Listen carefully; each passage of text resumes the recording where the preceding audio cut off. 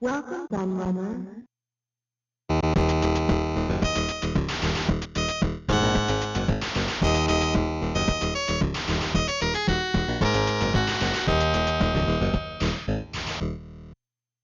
It's absolutely staggering how many unreleased Atari consoles and computers there are. Far more than any other company.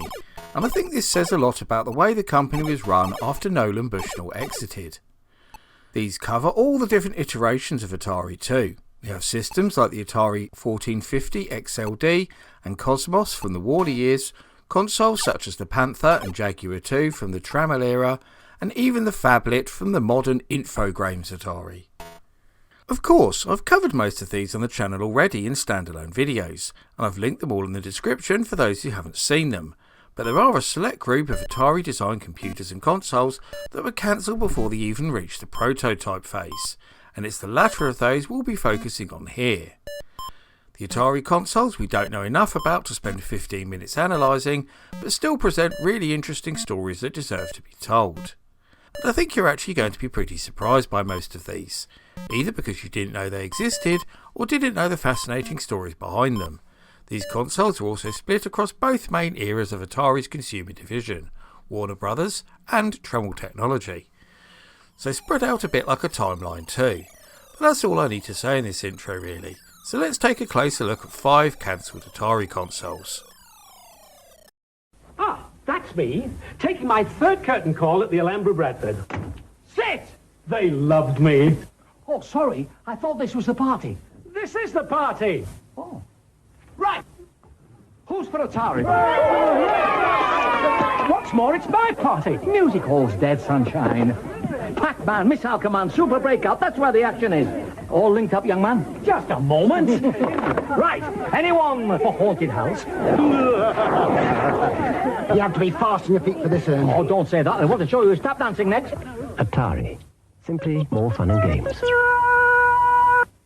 Everyone's gone Atari, the #1 video game. It's well known that Atari started developing a successor to the Atari Video Computer System from almost the moment the console went out the door. The original idea, the Personal Arcade Machine, or PAM for short, became the Atari 400 computer, and then Atari returned to this idea once again to create the ill-fated 5200 Super System. But what seems to be a lot less well known is that Atari began playing around with another idea just after the release of their original home computers. This console was called both the Superstellar and Atari 3200 in engineering logs from 1980 that have since been revealed by ex-employees. The console was supposedly based around a new 10-bit processor that was being designed by Atari themselves. Alongside this powerful new CPU would be a graphics chip called the Frantic, which, as the name suggests, was an upgrade of the Antic found in the Atari 400 and 800, and a new interface chip called the Super TIA, or STIA for short. In terms of audio, it would have featured an as yet undesignated sound chip alongside a Voltrax SC01 voice synthesizer. The Superstellar would have also featured a much larger 2K of memory. Remember, the 2600 only had a minuscule 128 bytes of RAM, and being able to support much larger cartridges without the need for bank switching. Some of this can be seen in the leaked schematics for the console that were later explained by ex-Atari engineer Steve Bristow. These were once available on the Atari Museum website, but it seems this portal has now been taken down, which is a great shame, because it was an amazing resource for unreleased Atari info.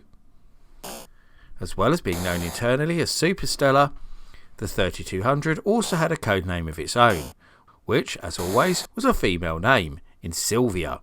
Just to confuse things further, the 3200 moniker hadn't been completely decided upon either, as it seems they also toyed with the idea of calling it the Video System X, which, as many of you will know, was also what the Atari 5200 was going to be called originally, and can even be seen on prototypes of the console.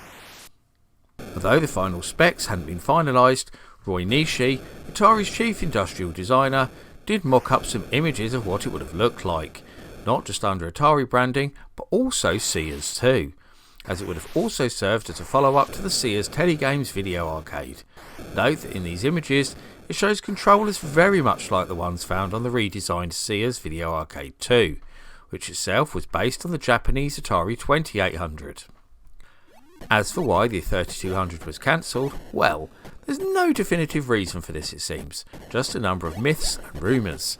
One story says that prototypes of the console did exist, but when it came to writing games for them, the programmers themselves found the hardware to be far too complicated and unfriendly. Another rumour is that it would have been far too expensive to produce.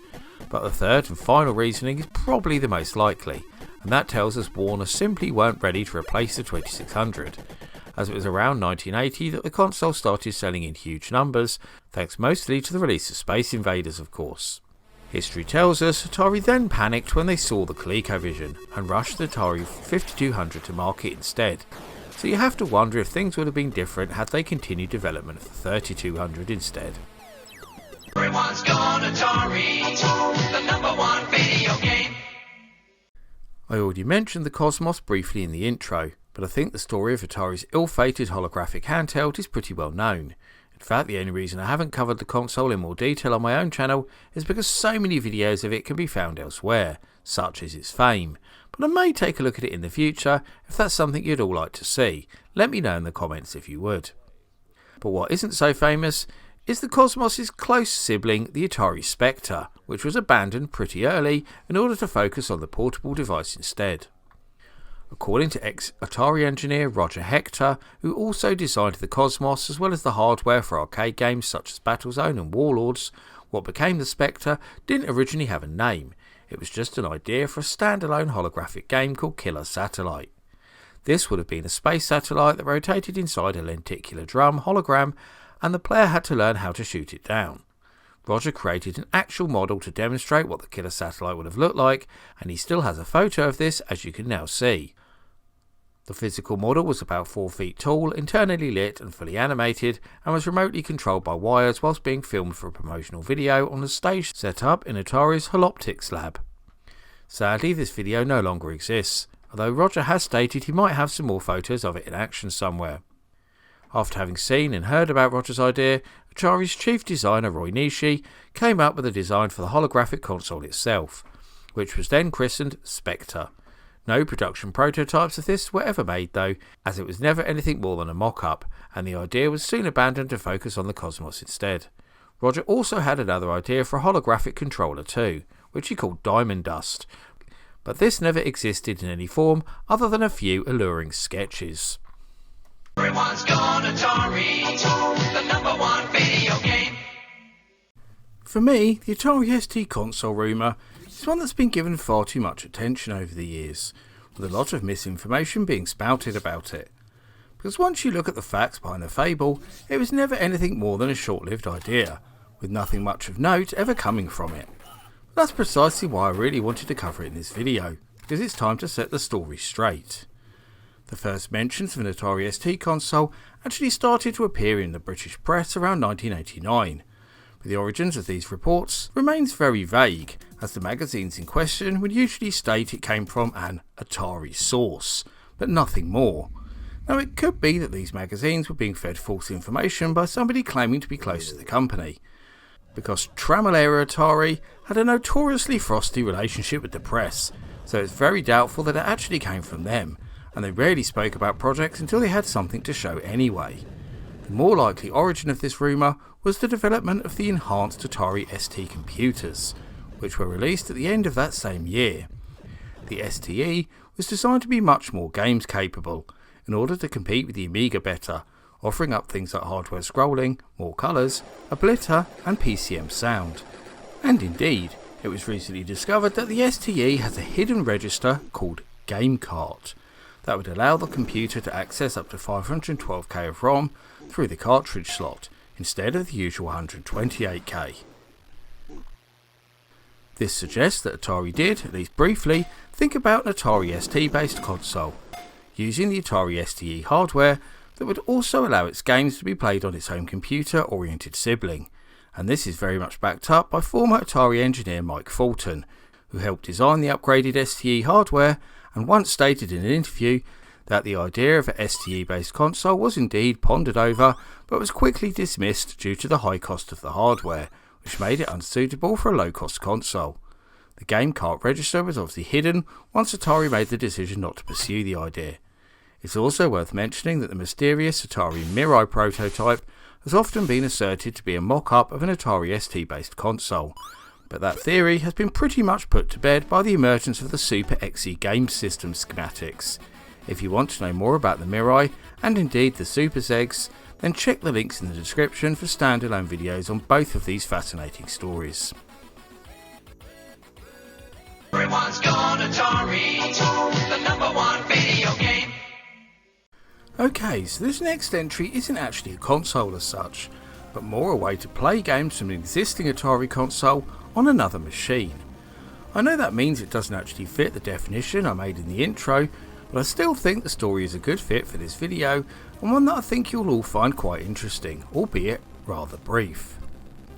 In mid-1994, just as Atari had finally sorted out the manufacturing issues with IBM and released the Jaguar worldwide, a company called Sigma Designs announced they were working on a product called the Jaguar PC card, in cooperation with Atari Corporation. They stated that this peripheral would work on all 486 PCs and would allow you to play the full range of Jaguar CD games. The latter part of this statement is particularly interesting, as the CD unit had not yet hit the market. Sigma went into more detail on this by stating that their Jaguar PC card included Real Magic MPEG compatibility, and although an MPEG cart was announced for the Jaguar CD and indeed demoed at various expos, no such add-on was ever released. Sigma had already designed and manufactured various video cards for the PC compatibles, so had plenty of experience in this area already. Sigma stated that their product would hit the market in December 1994 at an intended price of £180, but no such device was ever released and there were no further updates on its development. It's unclear if the product even reached the prototype phase, but it's likely that it was cancelled pretty early, as it soon became clear the Jaguar was struggling in the marketplace and the high cost of such a device would have made it a rather unattractive purchase. Interestingly, very similar devices were developed that allowed PC owners to play both Philips CDI and 3DO games on their computers too, with the latter actually being released as the Creative Labs 3DO Blaster. Everyone's gone Atari, the number one video game. I should start by mentioning that I've already covered this particular story before, in my video on the ST CD, but I think it's worthy of going over again, as many people won't have seen that video or will have been aware of that segment within it. When Atari released the ill-fated Falcon 030 in 1992, one of the chief criticisms of the 32-bit computer was the reuse of the case from its predecessor, the Atari ST.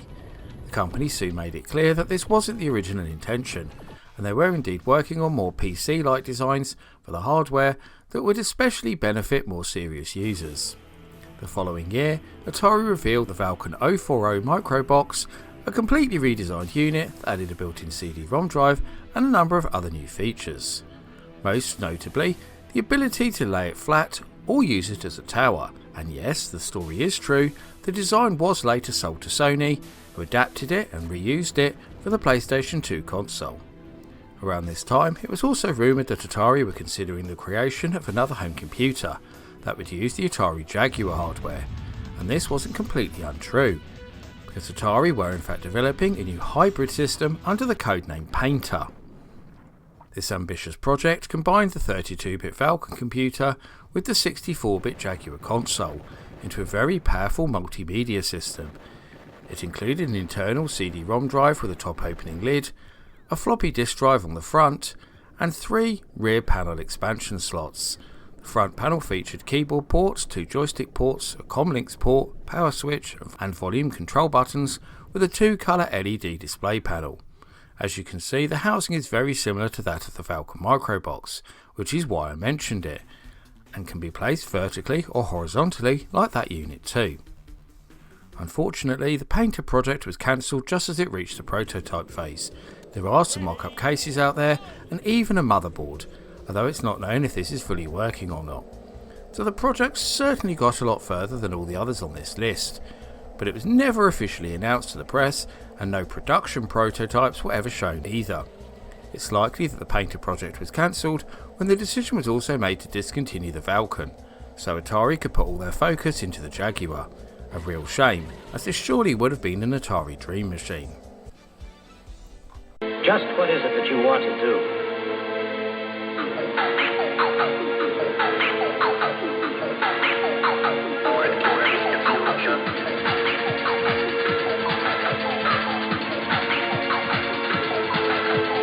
We're going to have a good time.